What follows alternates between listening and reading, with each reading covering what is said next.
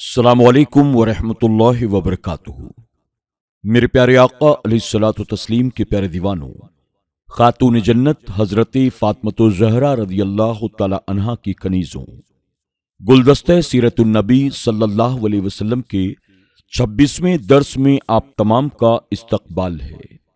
گلدستہ سیرت النبی صلی اللہ علیہ وسلم کے درس میں ہم حضور اکرم صلی اللہ علیہ وسلم کی پسندیدہ غذاؤں کا تذکرہ سماعت کر رہے ہیں۔ کل کے درس میں ہم نے گندم اور جو کی روٹی، چاول، بکرے کا گوشت، مرغ کا گوشت، مچھلی، پنیر اور حریرہ کے تعلق سے کچھ باتیں سماعت کی۔ انشاءاللہ آج اسی باب سے ہم حضور اکرم صلی اللہ علیہ وسلم کی مزید کچھ پسندیدہ غذاؤں کے تعلق سے ان کے فوائد اور حضور اکرم صلی اللہ علیہ وسلم کے فرامین سماعت کریں گے۔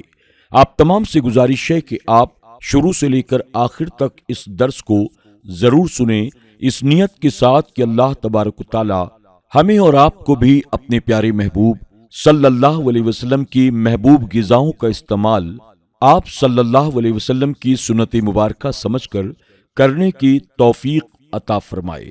آئیے درس کا آغاز حسب معمول اللہ کے پیارے محبوب صلی اللہ علیہ وسلم پر درود و سلام کے ساتھ کرتے ہیں۔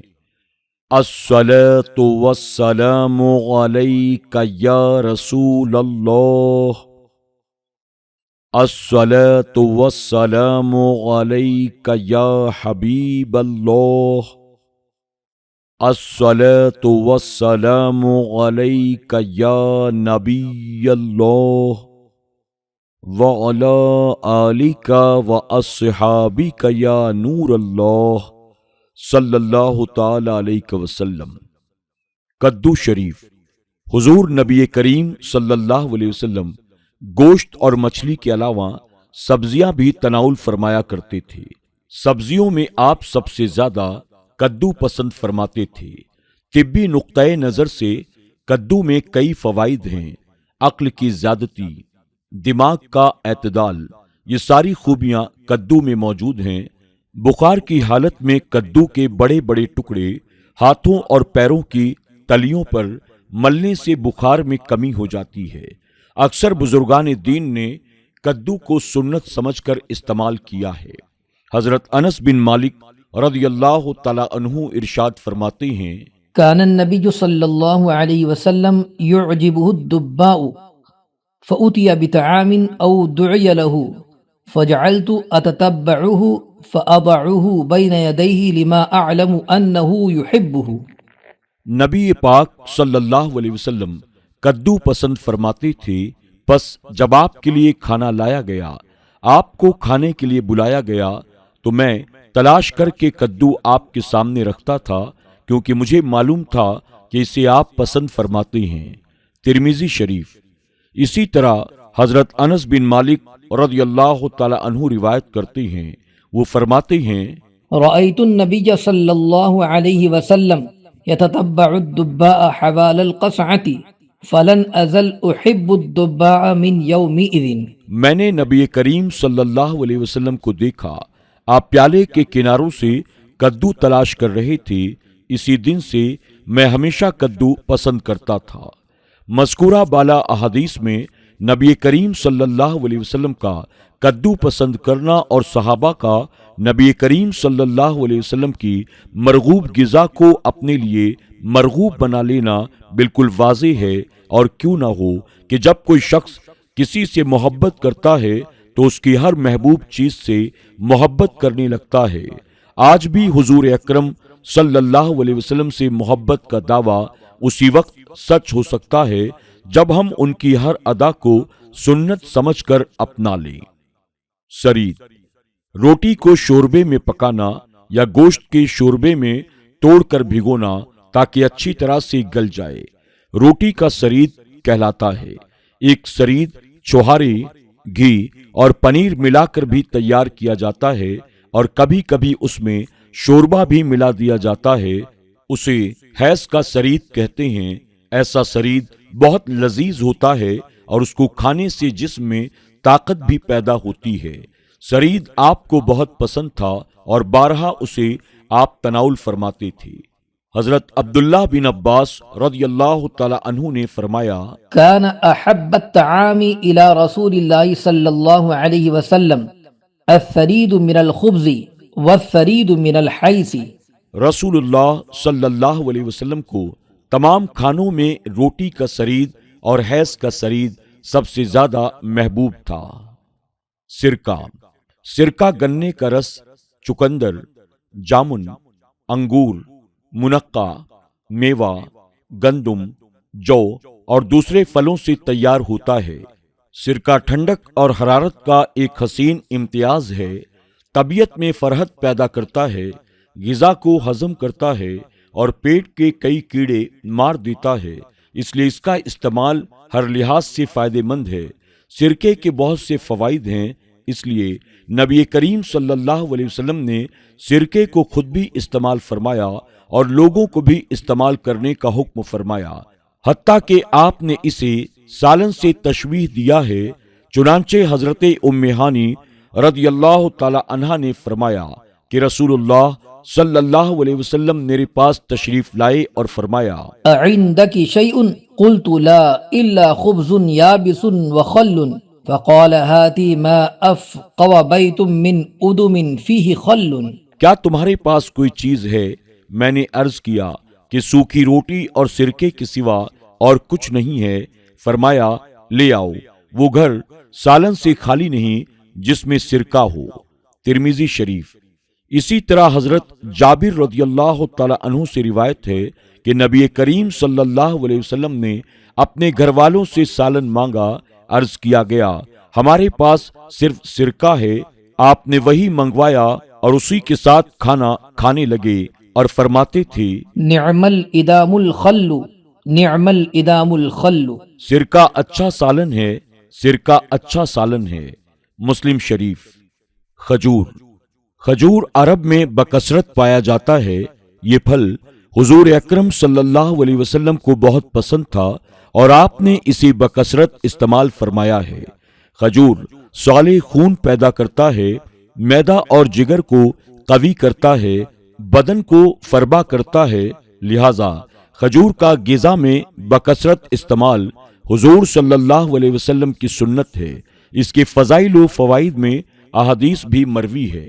چنانچہ حضرت سعد رضی اللہ تعالی عنہ کا بیان ہے، انہوں نے کہا، سمعت رسول اللہ صلی اللہ علیہ وسلم يقول من تصبح بسبع تمرات عجوة لم يضره ذلك اليوم سم ولا سحر۔ جو صبح کے وقت 7 اجوا کھجوریں کھائے تو اس روز اسے کوئی زہر یا جادو نقصان نہیں پہنچائے گا۔ مسلم شریف۔ اسی طرح ام المومنین حضرت عائشہ صدیقہ رضی اللہ تعالی عنہا فرماتی ہیں، كان النبي صلى الله عليه وسلم يأتيني فيقول أعندك غذاء؟ فأقول لا، قالت فيقول إني صائم، قالت فأتانا يوما فقلت يا رسول الله صلى الله عليه وسلم إنه أهديت لنا هدية، قال وما هي؟ قلت حيث، قال أما إني أصبحت صائما، قالت ثم أكل۔ نبی پاک صلی اللہ علیہ وسلم میرے پاس تشریف لاتے اور فرماتے، کیا تمہارے پاس اس وقت کھانا ہے؟ میں عرض کرتی نہیں، تو آپ فرماتے، میں نے روزے کی نیت کر لی۔ پھر ایک دن آپ ہمارے یہاں تشریف لائے، میں نے عرض کیا، یا رسول اللہ صلی اللہ علیہ وسلم، ہمیں کہیں سے تحفہ آیا ہے؟ تو آپ نے فرمایا، وہ کیا ہے؟ میں نے عرض کیا، کھجور کا حلوہ۔ آپ صلی اللہ علیہ وسلم نے فرمایا، میں صبح سے روزے دار ہوں۔ پھر حلوہ تناول فرمایا۔ شہد، شہد ایک قسم کی مکھی سے حاصل ہوتا ہے۔ وہ پھلوں کا رس چوس کر ایک چھتے کی صورت میں شہد جمع کر دیتی ہیں اور پھر اس چھتے سے شہد نکال کر استعمال میں لایا جاتا ہے۔ اللہ تبارک و تعالیٰ نے قرآن مقدس میں شہد کے حوالے سے فرمایا، وَأَوْحَى رَبُّكَ إِلَى النَّحْلِ أَنِ اتَّخِذِي مِنَ الْجِبَالِ بُيُوتًا وَمِنَ الشَّجَرِ وَمِمَّا يَعْرِشُونَ ثُمَّ كُلِي مِن كُلِّ الثَّمَرَاتِ فَاسْلُكِي سُبُلَ رَبِّكِ ذُلُلًا يخرج من بطونها شراب مختلف ألوانه فيه شفاء للناس إن في ذلك لآية لقوم يتفكرون۔ اور تمہارے رب نے شہد کی مکھی کو الہام کیا کہ پہاڑوں میں گھر بنا اور درختوں میں اور چھتوں میں، پھر ہر قسم کے پھل میں سے کھا اور اپنے رب کی راہیں چل کہ تیرے لیے نرم و آسان ہے۔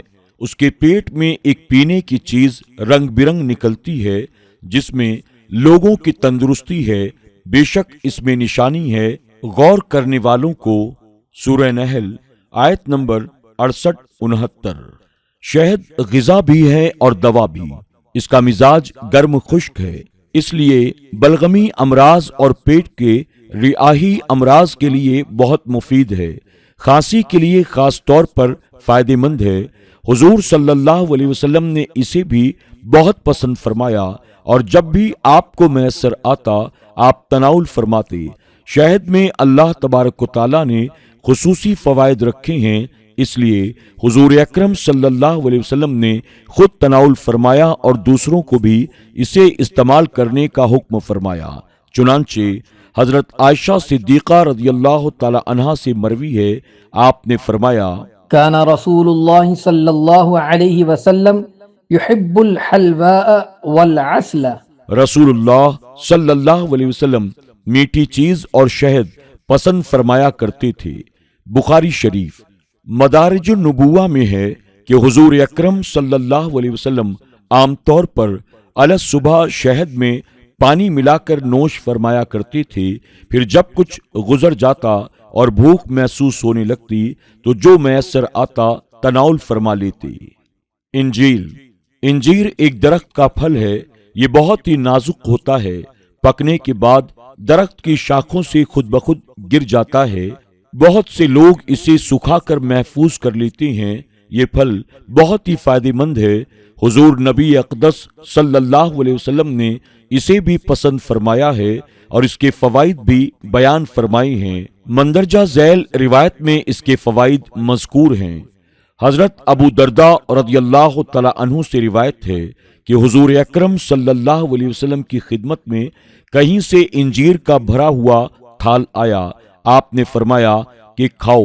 ہم نے اس میں سے کچھ کھایا، پھر ارشاد فرمایا اگر کوئی کہے کہ کوئی پھل جنت سے زمین پر آ سکتا ہے تو میں کہوں گا یہی وہ پھل ہے جو جنت کا ہے، اس میں سے کھاؤ کیونکہ یہ بواسیر اور جوڑوں کے درد میں مفید ہے۔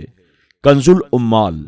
میرے پیارے آقا صلی اللہ علیہ وسلم کے پیارے دیوانوں، جن غذاؤں کا اوپر ذکر ہوا ان کے علاوہ حضور نبی کریم صلی اللہ علیہ وسلم نے خرگوش کا گوشت، گھی، مکھن، زیتون کا تیل، ککڑی، خربوزہ، تربوز، انگور، کشمش، پیلو، چکندر اور میتھی وغیرہ کو پسند فرمایا ہے۔ ہمیں بھی ان غذاؤں کو سنت سمجھ کر استعمال میں لانا چاہیے کہ اس سے ہمیں دنیاوی فوائد بھی میسر آئیں گے اور سنت رسول صلی اللہ علیہ وسلم پر عمل کرنے کا ثواب بھی ملے گا انشاءاللہ۔ میرے پیارے آقا صلی اللہ علیہ وسلم کے پیارے دیوانوں، خاتون جنت حضرت فاطمہ الزہرا رضی اللہ تعالی عنہا کی کنیزوں، آج کے درس میں بس اتنا ہی۔ انشاءاللہ کل کے درس میں ہم حضور اکرم صلی اللہ علیہ وسلم کی دعاؤں کے تعلق سے سماعت کریں گے۔ آپ تمام سے گزارش ہے کہ آپ گلدستہ سیرت النبی صلی اللہ علیہ وسلم کے درس کو خود بھی سنیں اور اپنے دوست احباب کے ساتھ بھی اسے ضرور شیئر کرتے رہیں۔ السلام علیکم ورحمۃ اللہ وبرکاتہ۔